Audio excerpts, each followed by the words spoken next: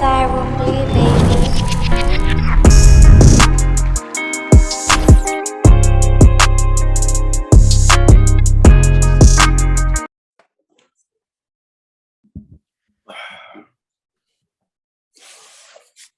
Yo guys, it's your boy the Purist. I'm back here with a familiar face.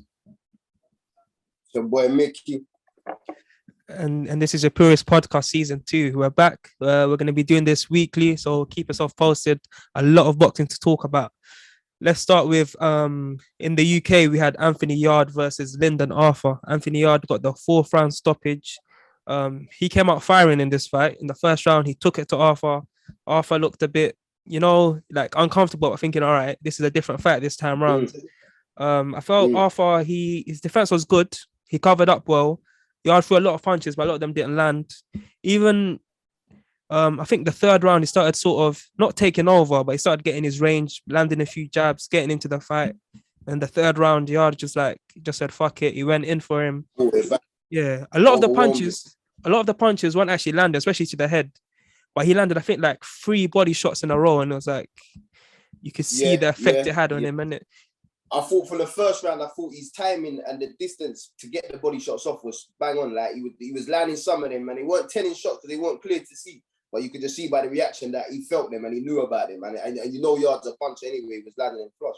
And I think, even though I know you're saying about shots weren't landing clean, I think the sheer volume and the aggression of the way he was letting the punches go, they didn't even need to land clean. They obviously felt enough of them to not like, he couldn't get in a rhythm. He completely could not get in his rhythm at all. Especially with body punches, even if you block him, when you're fighting a fighter like Yarde, either your arm's hurting or your body's gonna hurt anyway, regardless of what you do. It's even like the right hand that landed after the body shot. So I was thinking that's not enough to send the man down. But when you watch the replay, you see he was already folding, and then the right hand just took him down with him. When I watched the fight the first time, I watched it with no commentary either. But when I watched it, I watched it again today, sat down and took it in.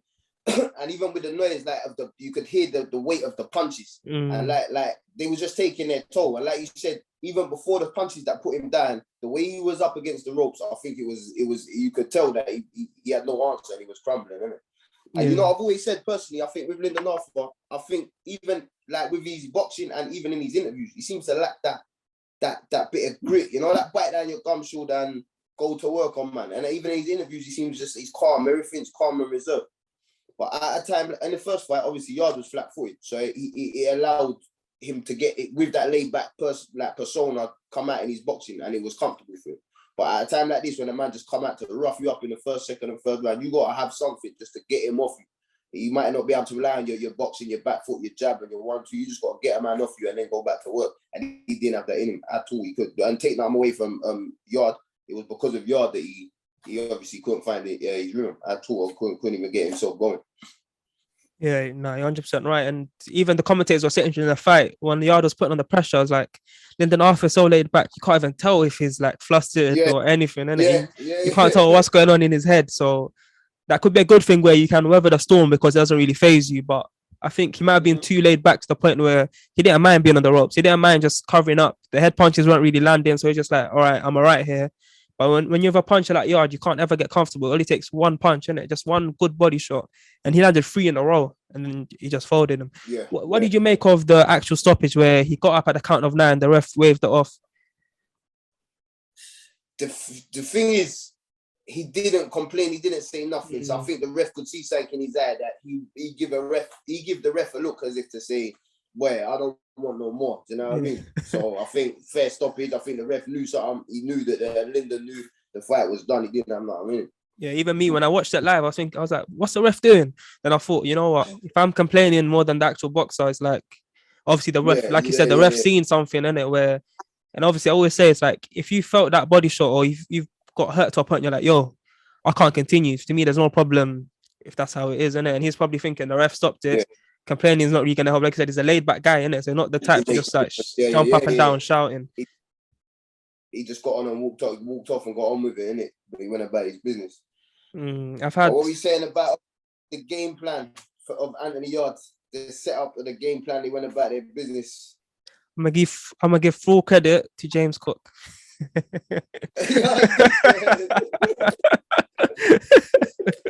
Our guy James Cook. What are you saying? That's where the credit's going, yeah.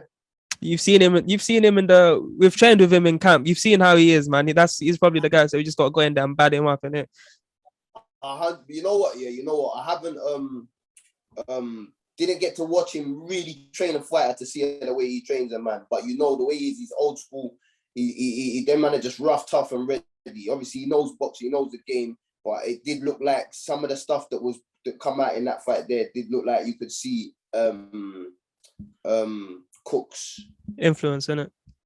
Influence on top of it. But that being said, you gotta give the man Tunde Ajayi the credit he deserves. Something I've never thought you'd hear you say, bro.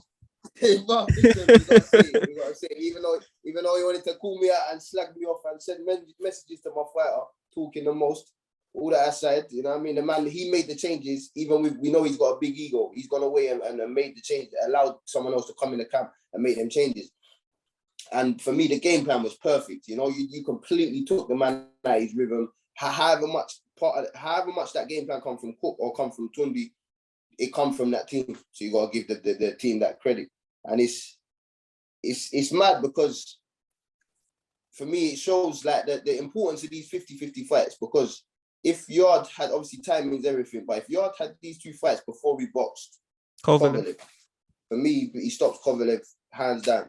Yeah, a different fighter completely. That's why it's so important to put people on the right path. It's like, obviously Dubois is not the best example, but he went Southern area, English, British. So anything where it was like a failure, where you'd see, okay, this is where his level is, this is what he needs to work on. Let's go get there. When you just go straight for the world title, you don't even know how good you are, really. 100%. I think you need to have as many competitive, as close to 50-50 fights at as many levels as possible. Obviously, we understand it's a business, you got to build a fighter. But I think the first fight was a 50-50 fight. Second fight, obviously, going into the ring, it was a 50-50 fight. I reckon more people are picking Arthur, in my opinion. I think more people are picking Arthur to win. Yeah, 100%. And they've both gone away. And obviously, you like to think they've both become better fighters. But obviously, in the back of that second performance, can't say the same for Lyndon. But Yarde's definitely gone away, learn from that, and come back a better fighter. And he's gone about his business. And he's absolutely smashed him to bits in that fight. He's walked him down, he's manhandled him, and he's took control of him. And I think the best thing he would have got from that was he knows his breathing and his energy and the work rate that he puts out and how to pace himself. And he's done the rounds now. So like you said, in the third round, there was a point in the third round in the fight. Lyndon half got into a rhythm. And I think that's where Yarde might have took his foot off the gas a little bit. But then come the fourth, he knew, I've still got this. And I can still push on and keep on. And I'm going to do it with confidence. And not even second guessing yourself. He's going to go out there, let your hands go. And Yarde doing that, he walked him down. And what I like the most for me, Yarde coming forward, because he loves a counter punch. He was still looking for the counter punch. He was getting away with some counter punches. And I think when you get a big, strong physical fighter that's walking a man down, but yet they're comfortable enough to wait for you to shoot, slip, and come back with certain shots, that's a serious problem. And Yarde has that them reflexes to be that sort of fighter, and he has the physical ability to be that fighter. I would like to see them implement that in the camp. And I think the main takeaway for me from this fight is, it's like you say losses are lessons, right? So the reason Tunde blocked you was, we said, like, from the Kovalev fight, where they saw it as, we were too green, but we still know what we're doing, and just a few more fights and we'll get there. So they didn't really actually change anything that they were doing. Yeah. But with the first Arthur loss, it was like they got to a point where, like, yo, what we're doing is clearly not working. They bring in James Cook, they get a game plan, they adjust a lot of things, innit? So I think that first loss was probably perfect for Yarde, to a point now where he's changed things in his camps. He's seen things that aren't good, and it even got to a point where he was considering dropping Tunde as a trainer.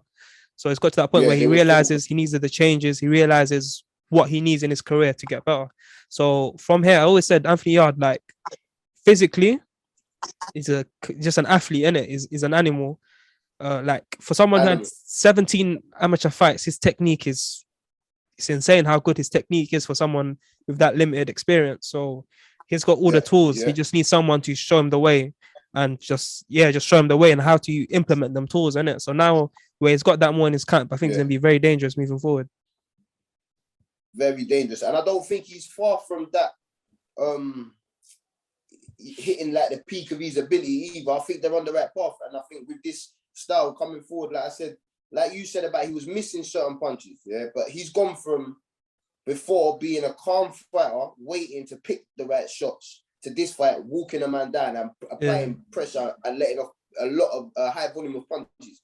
So the more he does that, alongside the training of maintaining his sharpness with his punches. So I think going forward, he needs to, I like that style of him. Obviously, he don't need to be as aggressive in other fights. Obviously, he knew Lyndon, that game plan would take him completely out of his stride. But I think in other fighters, that calmness of going forward, but still going forward, walking him down, his footwork was a lot better in this fight for me. Maintain that, pushing forward, and then slipping back, bringing them onto punches when you can. I think if he starts adapting that style, I think obviously he's already a problem for most light heavyweights out there. And I think adapting that style, I think he's going to be I think that just complements all of his natural abilities. All right, moving on to the undercard, we had Hamzah Sheeraz versus Bradley Skeete. Now, Bradley Skeete's fought once in the last 3 years. Even though when I heard that, I was thinking he's still a good boxer. Like, that boxing level doesn't leave you. The only problem was Skeete's main advantage when he was fighting was his height and his reach, which helped him become a slick boxer. He was fighting someone who was even taller and longer in Sheeraz, but he used that experience well. I think I must have caught like the second or third round, but I thought he won every round I saw until the knockdown. What do you think? Yeah, well, it's hard. I weren't scoring the rounds, in all honesty. And I know both these fighters very. You didn't need to. Why not?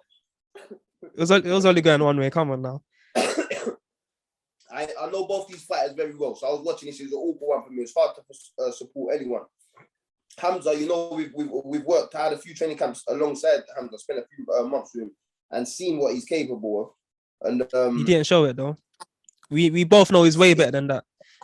He allowed Skeete, like you said, through experience. He allowed Skeete to come out and dictate the rounds, and it's a weird one because, like what we've seen from Hamzah before in the past in the gym, is using that range to full effect. Like his jab and his straight right was always a problem in sparring. It was a constant punch, and then every now and then when a guy will come on, he'll get close and work.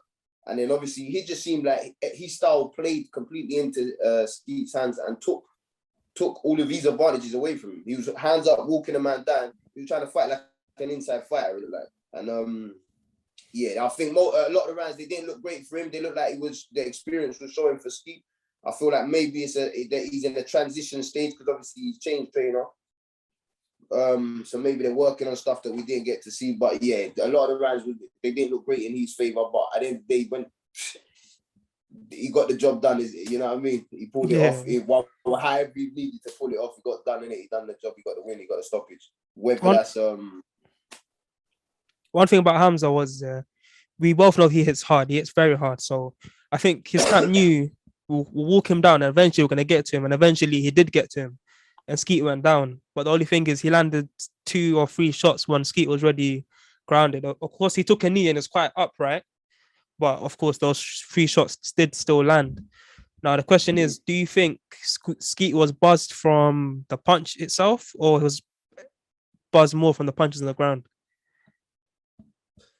Boy, it's a hard one, isn't it? Only Skeete would really know in his heart. And sometimes the fighter won't even know because he'll say, "Nah, I wasn't buzzed," but he was actually buzzed. I'll be completely honest. Knowing Hamzah the way he is in the gym, he's got that spiteful streak about him, and he know that he's a natural finisher. He's a spiteful guy when it needs to be, when he needs to get down to that nitty-gritty part of the job and get the job done. I've seen it a lot of times in sparring. And I do think, obviously, that's not sparring. Them little 8-ounce, 10-ounce gloves, whatever they got on. Skeete was tired. He boxed out his skin, but I do think he was tired. He was starting to take his toll. And I think the punch definitely buzzed him, the one that put him down. But whether he would have got up a lot fresher if it wasn't for the 2 shots or not, we don't know. And even though you're saying his fight from the ring, if he knew in his head that Skeete was down, he would not have thrown them punches. We know Hamzah. I'm not claiming to be his best friend or nothing, but he's not that kind of guy, innit, where he would do something like that. Like we've seen him hurt some. Go on. You're saying if he thought he was winning comfortably, he wouldn't have. No. If he knew in his head that Skeete was on the floor, he would not have thrown those punches. He didn't throw them punches knowing the guy's on the ground. He just threw those punches because he threw those punches. Yeah.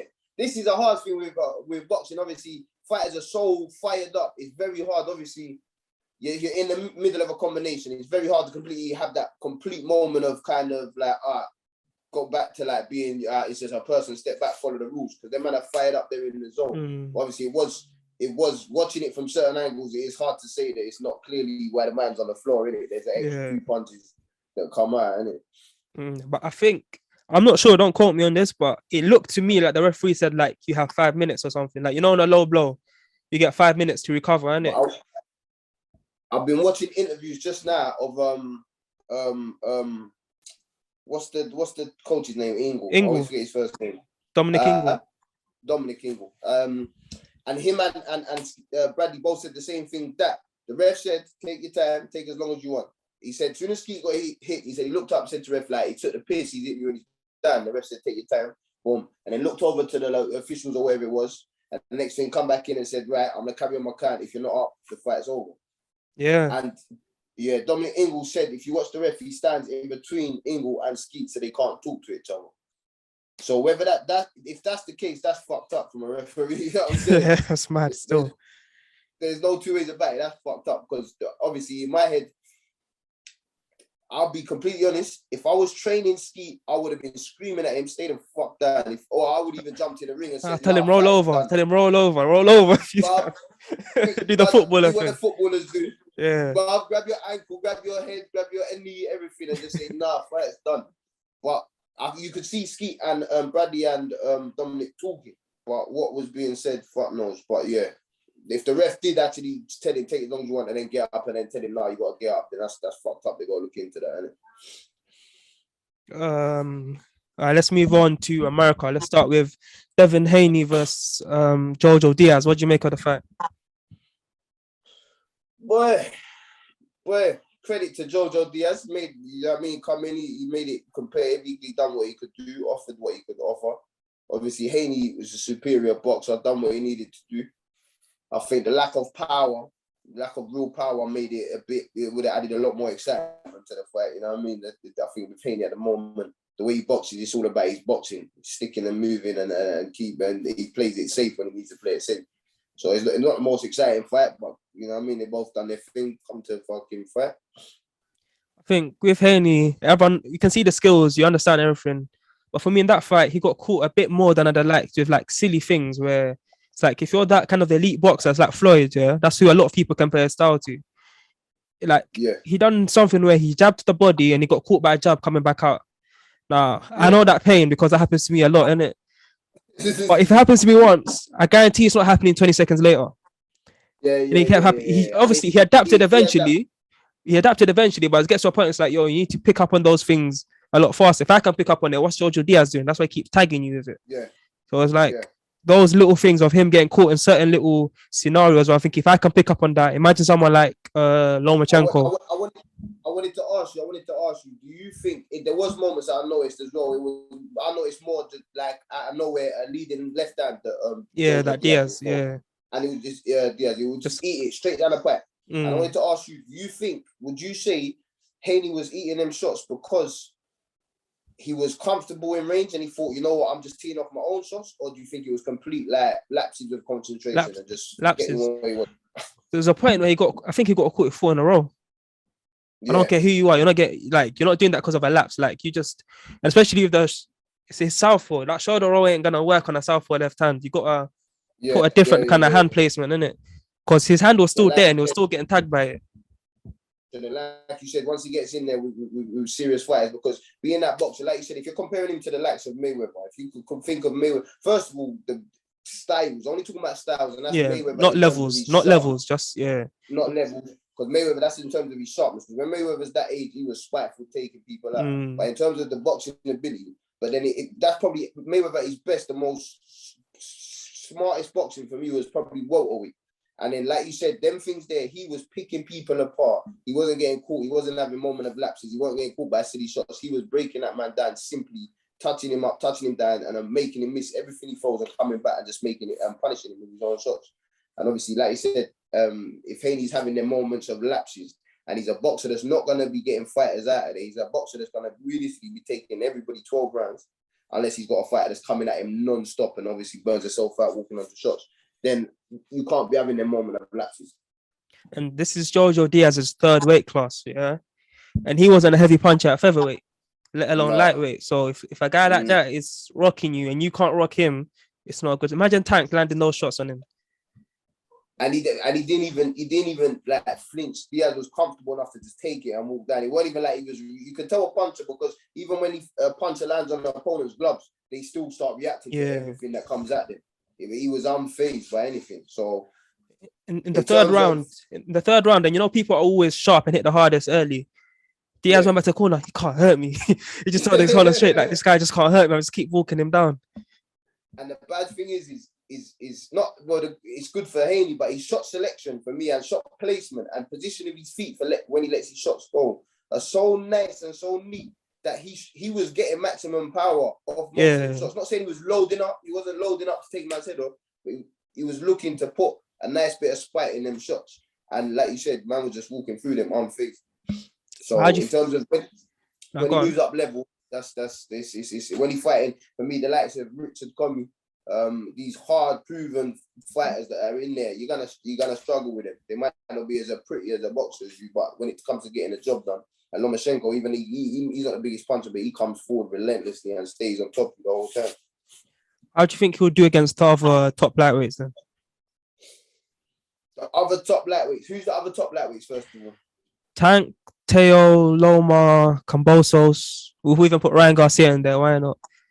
Nah, that's what I've realized since over this last week. I'm not even putting them, man. Even Tank at the moment. People say top lightweight based on his potential ability, and he's potentially an elite fighter, and he has his ability is unreal. But for me, since this weekend and this week on, I'm gonna stop calling these fighters elite that ain't been in elite fights. You know what I'm saying? So I heard that. I can't say with Ryan Garcia because we're only talking about the best of Ryan Garcia because we've only seen him in fights that he's meant to win. All right, a couple Luke Campbells and that he done his thing. But realistically, for me, For me, Teo's up there because he's obviously been in there with Loma, Richard Commey, who's a top fighter. Loma, even the Chinese brother before. Richard's up there. He's been in the lightweight division from day. Back in the Robert Easter fighting Robert Easter back in the day, the Shabakov fights. He's been up fighting these hardened lightweights, and Loma's obviously up there. He's been in them. He's at them fights. Now, for me, Haney ain't nowhere near their level. Just listen more. Just say, nah, fuck it. Haney, stay away. Yeah. Not long ago, we was talking about 4 kings. Forget that. For me, there's 3 princes and 1 princess in that. He's a princess. Ryan Garcia is the princess.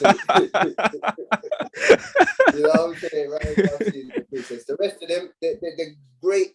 They got very good, great potential, but until they've been in there with each other and gone in there and proven this. So, Kambosos, I'll be honest, before the fight of Teo, I didn't know much about him. I see like the Selby fight and that, and I did not expect that from him. But he brought a performance, he pulled it out, the best fight of his life, you know, and he showed fucking hard to do so.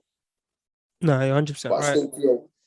Still Teo's in that list for me. I think he definitely had an off night. Not saying he beats him on his best night, but I think he definitely, for me, that was it was lacking concentration. He went out there to bang him out in the first round. Didn't have a plan B.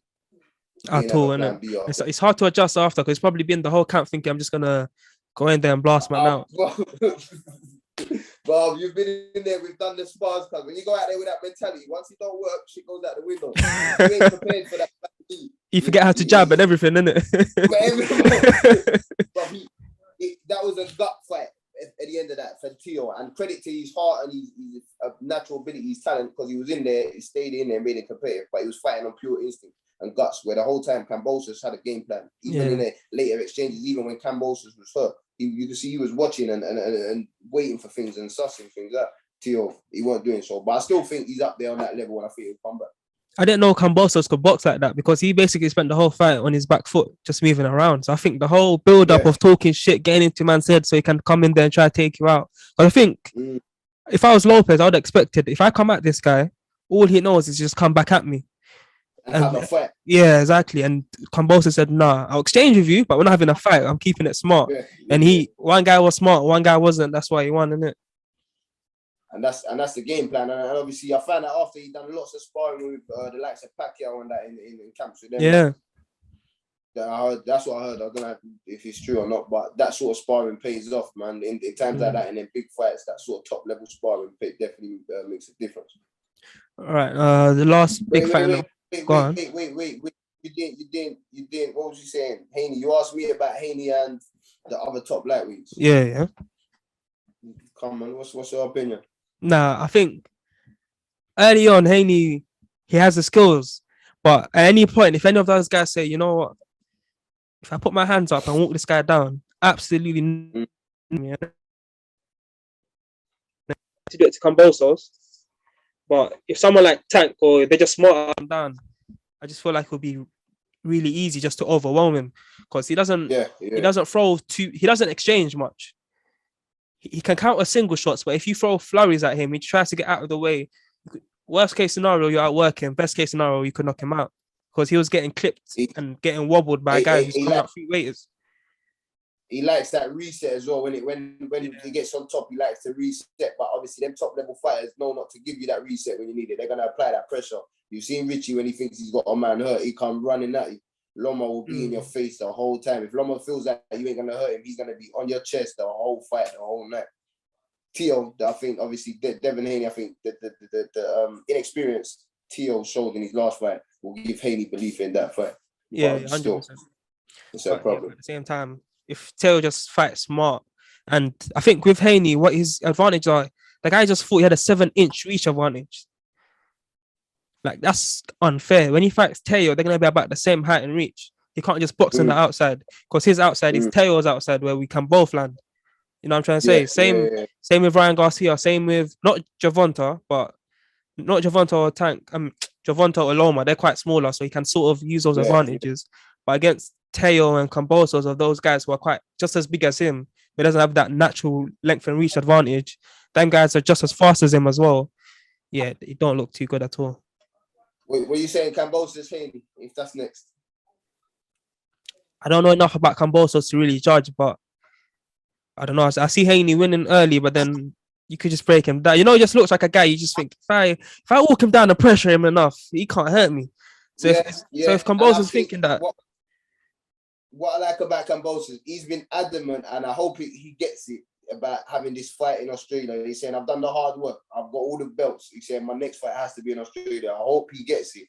And Haney, I know Hearn didn't even try like dispute or anything. He just said we're going to Australia. He just basically said Haney wants to go to Australia. Hearn ain't stupid. He's expanding the zone right now, bro. He's not stupid. That's a whole new market. Furthermore, you know how much pay-per-view them not do out there, innit? What, in Australia, Yeah, they do stupid numbers. Like Anthony Mandine's like 45, still selling 1 million pay-per-views. Yeah. So imagine having a guy that's who just won all the belts. But yeah, Devin Haney said in the interview, he said, "Yeah, I'll go to Australia, no problem." I know they all say it in the interview, but if Haney went to Australia for that fight, I'll take my hat off and salute. Yeah, I reckon he will though, because if he took this fight was only available because Ryan Garcia pulled out, and Haney said, "I'll jump in." I think it'll be hard for him to get the win in Australia because he ain't stopping nobody, and he's gonna have to. You know what I'm saying? And he'll have to box on the back foot. He'll have to box on the back foot. It'll have to be a shutout. Like a perfect punch for punch foot. The whole position and everything out of range, moving the whole night. And I don't think he's quite got that in him yet. But Kambosos has definitely got a fucking engine and got a serious desire to come in and put that pressure on. So if he needs to, in front of all them fans for all his own belts, I think it's going to be a hard fight. No, I definitely heard that. All right. Tank fought Isaac Cruz. Gervonta Davis fought Isaac Cruz for the WBA regular lightweight title. Cruz came out firing. Honestly, I even said to my little brother, I think Tank might lose tonight. I was like, nah, he's probably going to knock him out in the first round. And I was like, what do you mean? I was like, I reckon the first left uppercut and then he's just going to be out. That first left uppercut went in. He just kept walking forward. I was like, yeah, we're in for a long night tonight, innit? That kid, he was tough, innit? Like he ate everything, kept going. His chin was so tough it broke Gervonta's hand, which tells you everything, innit? He broke his hand, yeah? Yeah, he hurt his hand. Even the guy said he could feel it in the fifth that Tank couldn't really use his left hand. Let his hand go. So it's obviously more of a learning fight at that point, innit? You can't go out there and do what you gotta do, but you gotta just get the job done. And Cruz, he was trying to find that inside, but he kept holding Gervonta. And I noticed he was holding his left hand a lot and squeezing it. So I was thinking, like, what? like, what are you actually doing? But then after the fight, when you find out that the guy's hand's hurt and this guy's on the clinch, just that's fucked that's that ring experience. That's that spiteful shit, bro. Anything goes. You gotta get the job done, man. Yeah, but he had for me. Go on.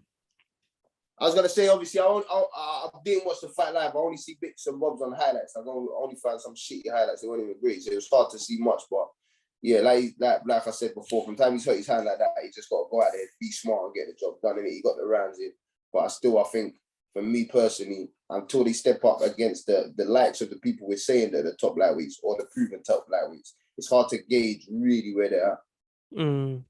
But again, Cruz, I reckon he'll go in there with a lot of guys and give them problems. But the only thing is, this was the first time, I think, in his whole career that Tank fought someone smaller than him. Yeah. So if Cruz is smaller than Tank, then he must be a lot smaller than everyone else, isn't it? And that's not always a disadvantage either. In fact, yeah. I think when you're the sort of guy, it's a disadvantage. If you know how to use that to your advantage, you could be a fucking horrible guy to fight. And I think that's why it was really tough for Tank, because not only was he fighting someone smaller than him, which was for the first time. It's like I said, if you're smaller than Tank, you're smaller than everyone else. So he's used to it. He knows exactly how to fight against someone taller, while Tank is learning how to fight against someone smaller than him. Where Tank's whole training, like you said, he's against bigger guys. Straight away, he's preparing for taller guys. His style is based on getting them inside, slipping, and coming up with his own shots. And that's a complete different problem in front of you when you got a face something like that. I think a lot of people thought, I don't know how, but they thought Tank lost this fight. I had it 115, 113, and I was being a bit generous. I'm not gonna lie, because the other guy. So you start rooting for someone, thinking, "Yo, you're actually doing your thing right now, innit?" Oh, so you're saying more in favor of Gervonta, yeah? As in, 115, 113 is generous towards my man. Yeah, to the opponent. Yeah. Okay. It was mostly based on work rate as well, more than really landing clean. Don't get me wrong, he landed a few clean shots, especially whenever Gervonta's work rate. What was his work rate like? It was better than normal, to be honest with you, because usually he'll just walk around to whatever. But you can see every time when he steps on the gas. But every time he tried to step on the gas, you could see his hand was hurt and then he just stopped. So he couldn't really step on it at the end. It's like his last fight. I remember Fred came to the corner and told him he was losing. So then he just came out the next round and just started throwing everything. Yeah. So he didn't have that this time because he physically couldn't. So it made it even more interesting because I reckon he got to a point where you could see, like, I think round 7, he was just dancing around him, dancing, tagging him, doing what he liked, but he just couldn't step on the gas. So, but even without having to, I still thought he won the fight. He definitely lost the last round though. But other than that, I thought towards the back end, he pretty much took over the fight. He got into a rhythm, just couldn't really take advantage of it. So go on, Mike. I want you to tell me, of all these lightweights, the 3 princes and a princess with Tank in the corner, who's the number 1 lightweight for you? Are we talking about all the lightweights in the division? The lightweights. For me, it comes down to Commey and Lomachenko this Saturday. Right now, who's the hottest in the division? You know me, at the end of the day, it might be biased because obviously Commey's my guy, you know what I mean? Been with him from way back. Obviously, all my managers and that, been doing his thing out there in America with him recently. And I just think, listen, I've seen what he does in the gym, his performances, his fights. Obviously, he lost. For me, his only real loss is obviously the stoppage to Teofimo Lopez. He's got 2 other split decision losses to guys, Russian in Russia and Robert Easter in America. Everyone knows he won those 2 fights. That everyone knows he won those fights. You know what I mean? If he was at home and it was a shutout victory for him. But for me, yeah, man, the guy's just a beast. If he's on his A game today, but the worrying thing for me is Lomachenko. For Loma in his last fight was the best Loma I've seen, man. You can see he's pissed about his loss to Teo. Both of these guys have got the same problem. You know what I mean? It was right. All the belts. Loma had all the belts. Richie, all the belts was lined up in front of him, and he, you know what I mean, just fell short to one guy. And they're both pissed about it. And they're both in their mind on his comeback trial. And you know what I mean? They want to make shit happen. I just think, given their CVs, the fighters they've fought as well, I think that Lomachenko's the favourite for this fight, going into this fight. But boy, this is going, for me, it's going to be an exciting fight. It's going to be this is going to be a real dust up. You know what I mean? These boys are going to come out, put it all on the line, a high level boxing match with hunger, spiteful punches. And they're going to show why they're up there, why they're probably the 2 best lightweights in the division. I think against Teofimo, obviously he had the shoulder injury, but I think a big reason why Loma lost was because he he's not a natural lightweight. And neither is Teofimo, but on the opposite spectrum, where he's a big guy just literally shrinking himself down. And Commey's not too dissimilar. He's a very big lightweight, isn't it? So Loma having to take that kind of power, he's gonna have to. Obviously, he's a lot smaller than Commey, right? Yeah, Commey. I don't know how much. I don't know how short Loma's like. Commey's about. What'd you say? It was 5'10"? 5'10". Commey's 5'10". Okay, Loma's not above 5'6", I don't think. Swear. Yeah. If he was 5'8", I'll be very shocked. Sometimes, given Loma's last fight, when he's got that spiteful mentality and he's coming at you the whole fight, and once he gets inside of your punches, it's a beautiful thing to watch. But for me, what makes this fight so exciting is Richie's work rate and Richie's desire. He's not a man to be disheartened. So you might get in there and touch him, slip his own shots and make him pay with your own shots. But he's not a man to get disheartened. And Loma don't carry the power to really earn his respect in my eyes. Obviously, his ability would earn his respect, but the power won't deter Richie. I think Richie's got that enough hunger, enough fucking desire to go in there. And you've seen when he lets his shots go, Richie, he lets them go from all angles. He is unorthodox in himself as well, just like Loma. And it's going to be very hard to figure him out. And even if he does find a rhythm and figure him out, Richie's going to be dangerous for 12 rounds, isn't it? No, 100%. So you're saying the winner of that fight is the best lightweight, huh? That's what I'm saying. I know it's obviously the belts ain't there and on paper it don't look that way, but in my eyes, I think that with the winner of that fight is the best lightweight. And if one of them win it convincingly, then I'm adamant that is the best lightweight in the division. And then the others have still got a while to go. I got Tank. What, the best lightweight? Yeah. Raw. Based on what? Huh? Based on what? Based on everything, bro. On ability. You're basing it on ability. Based on ability. ability. What he's done. Yeah, not what he's done. But based on that X factor, isn't it? Okay. Even though he's unproven and untested at lightweight for me. I guess so. I just can't see any of those guys really. It's like Lomachenko. His Tank's a counter puncher. So that feather fist guy is just laying off combinations. He's gonna have to just one uppercut. Styles make fights, and the fact that you said Loma first, I think Loma's got he's at a big disadvantage against Tank. Because he's gonna you're in there, you are gonna take one of them shots. A few of them as well. Yeah. You got to get close to Tank. Loma's gonna have to get close to Tank. Yeah, I think that's a problem for him. I think he wipes the floor with Garcia. Yeah, he knocks him out clean because Garcia is too upright and it's just gonna take one of those punches when he's not right. It's even like I'm not saying they're similar fighters, but Leo Santa Cruz, he tried that whole volume, get in there, work him, and Tank showed his chin. Like them punches aren't hurting him. Even Mario Barrios, he's a big guy. It wasn't really hurting him. And Tank showed if you throw too many, I'm gonna counter you eventually. And I'm gonna walk it down and I'm gonna hurt you. What's his natural weight though? He started at super feather, no? Super feather, 130. He's up at 135, 140. I think he said he could make one. I think he fought Leo Santa Cruz at 130. So he's just moving up and down. Who you talking about? Tank. Yeah, what was the fight with Santa Cruz? What was his weight? What did he start at? Say that again? You're asking what Santa Cruz started at? Yeah, what's his best weight? It was super feather, innit? It wasn't lightweight, was it? No, it wasn't. I think it was featherweight. But these man, that's what I'm saying. These men even. I don't think Tank, Haney, or Ryan Garcia have actually been laid into by a real lightweight before. Nah, actually, who Tank? Who? What lightweight would you say? He fought a heavy punch in 140. Yeah. He put him to bed. Yeah, but he took some big punches in that fight, though. Was the guy a puncher? Yeah, he was a puncher more than he was a boxer. Yeah. Fair play. But yeah, Garcia definitely not. He's definitely, you know what I mean? For me, he's the one that's the most, because of the attitude and the fights he's pulled out of recently, and the way he's quick on Twitter, but he's the last man to get the fucking fight. So yeah, for me, he's at the bottom of that pile. Haney's out there fighting who he needs to fight. Haney's literally fought. Sank quite, just not fight.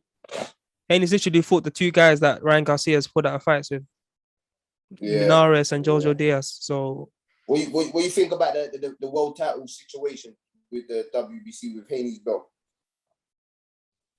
I try not to think about it, bro. Do you see Kambosos as the unified, undisputed champion? Yeah, 100%. It's not Haney's fault either. He was a mandatory. The WBC done their thing to get around there and whatnot, but Loma didn't lose that belt in the ring. He was still the WBC champion, so therefore Teo beat him for it, and then Kambosos beat him for it. So they beat the man. He beat the man. Devin Haney just became the man. Not to be rude, because I like Haney, but he became the man for a Yeah. And it's sad because it spoils the fact that fight, if Kambosos, Kambosos and Teo's fight, or even just Kambosos having that fucking... Yeah.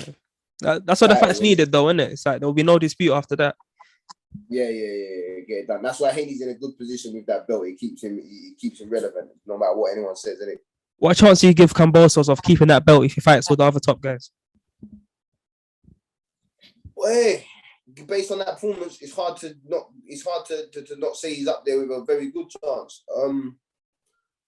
For Styles, I think it'd be an exciting fight against all of them boys. Loma, I think, ain't fought at lightweight against someone just gonna match that to have that high work rate, high energy, and that desire. I know his last fight again. What's his last fight, Loma? Was it Nakatani or something? Yeah, Nakatani. Yeah, he caused Teo problems for me. He caused Teo massive problems. But Loma just fucking dealt with him. He looked razor sharp there. But Kambosos seems to have some different. He got some grit in him, man. For me, Kambosos on that fight there, he won me over big time. I'm a big fan. You know what I mean? He got serious heart. That knockdown was fucking mad, cuz that first round knockdown. He was getting peppered. And at a time, you're thinking, right, just see out the first round, get back to the corner, have a breather. My man had different thoughts, you know what I'm saying? He said, no, bun that, I'm taking a step back, wham. He put his whole body into that. And even when my man got up, he went for the home run, but he went to come and clean his head off, innit? That punch, you could hear it, and you hear it loud. You know them ones where you're watching the fight and I'm dozing off. Yeah, let me not say where I was, but I was not in a fit state, and I'm dozing off, and I just hear that thud, innit? Boom. But, you know, in that room, there's a moment of silence where it's like everything just goes like in a film set, everything just goes. His man is even alive, because he got up, fair play to him, he jumped straight up, he was unfazed. But it was a perfect time shot, and to have that composure in that situation, that heart, the determination, the composure to see the shot, you know what I mean? He showed he's got the whole package. That's what won him the fight, really and truly. That's what won him the fight, innit? Because that's when because like you said, he was getting peppered for the first round, but then after that, for the next few rounds, he won most. Yeah. He put Teo in check right when he needed to, and like we said before about Teo not having no plan B, so he kind of crumbled. Coming back to the UK, we've got Benn versus Chris Algieri fighting soon. I think this weekend. Chris Algieri, I thought he retired about 5 years ago, but he is a very good fighter for this kind of. The Chris Algieri that I know is a good step up for Benn, if that makes sense. Yeah. Actually, he fought Tommy Coyle a couple years ago. To be fair, I'm not saying Tommy Coyle was a big name, but he fought Tommy Coyle apparently. He fought Tommy Coyle on the Joshua Ruiz undercard. I remember that now. Yeah, how did he look? He looked alright. Obviously, he's had wars since like 2012, so it's not the same fighter, but it's still. Yeah, he knows his way around the ring. He knows boxing. He's a crafty fighter. He's not a puncher, is he? He's a boxer, southpaw. Obviously, Benn, we know he didn't have massive amateur experience. We know he's been thrown in the deep end. He's come on a lot in his training recently. You know, he was getting to scraps with Journeyman not long ago, and since then he's been banging out fighters that are obviously on the big stage and been up there with the top fighters. So he's expected to walk through these sort of fights. But they're smart. It's a smart fight. It's a good, like you said, good stepping stone, isn't it? We don't know what Chris Algieri's got left, but we know he'll have to be on his A game. The best of Algieri a few years ago would have made a very good, exciting, competitive fight with Benn. So I think it's a smart time to take this fight. Obviously, if he brings out his A game, who knows if he rolls back the years and that. But realistically, Conor Benn should be able to get the job done. Middle to late rounds, I reckon. And to be fair, I always say to do like the Southern area, English, British, Commonwealth, whatever. But when you go to the world stage, it's like you don't just want to go from these unknown guys no one's ever heard of to just go to a world title. You need to fight the former world champions like Chris Algieri and those kind of guys, and then fight a contender and then go for the world title. So I like it in terms of career progression. It's a good learning fight, and it is a test at the same time, because if Benn is just that raw guy who's going to come forward, throw punches and try to get you out of there, Algieri will beat him. I don't care what stage of Algieri's career he's at. He will beat a fighter like that. Obviously, anyone can get clipped. That's boxing. But you need to have some sort of smarts to set up those shots. Because you're not just going to land on Algieri. You're just going to walk forward and think, let me just throw a few shots and then something's going to land. You're going to need to be smart about your work. So if Benn is able to go in there, win rounds and systematically break this guy down, then that shows you where he's really at. But if he's like losing rounds and just gets like a big right hand out of nowhere, then we'll know where he really is. Yeah, that's a good statement. That's a good shot. If Benn can go in there and rack up points, like you said, landing. Obviously, we know Benn racking up points doesn't mean getting on the back foot and peppering and back boxing and moving. Benn's a come forward boxer. He's like a hungry fighter. He's got that in him. So for him to be able to be smart to do enough to nick the rounds and still be breaking a man down, that's massive progression for Conor Benn. It would be nice to see, because it shows that he's coming on. Me personally, I think sometimes, like you said about going through the stages, you want to have your boxes ticked before you get on that world title stage. But it's like they are trying to rush Conor Benn onto that world title stage, and there's certain boxes that may not be ticked yet, but they know what's going on behind the scenes in camp. They know what he's doing in the gym. Hopefully, he seems like the sort of man things don't faze him. You know what I mean? Things don't get to him. The big stage don't get to him. He's focused. So as long as he could do they obviously have faith in what they see in the gym. If he can put that out on the net, it should be all right. No, 100%. So what's your prediction for that fight? Boy. Whilst you're thinking, whilst obviously keep thinking, all right, but whilst we're gonna have a different setup on season 2, but we're gonna have a prediction league table as well, yeah. So we're gonna have a few fights we're gonna pick, and we're gonna keep tally of all the predictions I've had over the whole year, yeah. Cool. Make sure you bring everyone involved in that, yeah. Make sure Princess is in that. Make sure all the teams in that. Yeah, make sure everyone get Jordan. Yeah. 57th. What was his name? Benn. Producer Dan. Was it Cracker Dan? Get him as well and get everyone involved. Don't worry. Yeah, 57 Conor Benn. Say again? 5-7 Conor Benn. Oh. It's knockout. Damn, early as well. That's not early. 57. Yeah. I'll go. Conor Benn comes in. He's with tenacity. You know what I'm saying? He can't help himself. He's fired up.